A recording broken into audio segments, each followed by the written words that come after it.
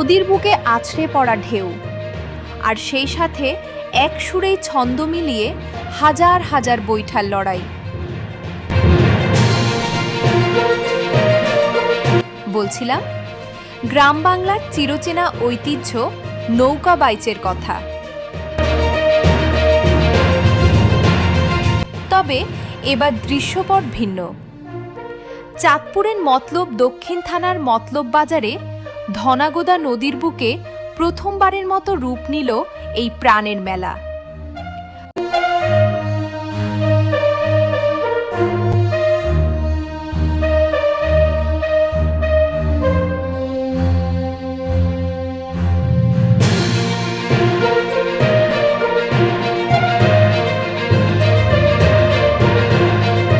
হাজারো মানুষের উচ্ছ্বাস আর ঐতিহ্যের এই মেলবন্ধন যেন ধনাগোদাকে এক নতুন রূপ দিয়েছে।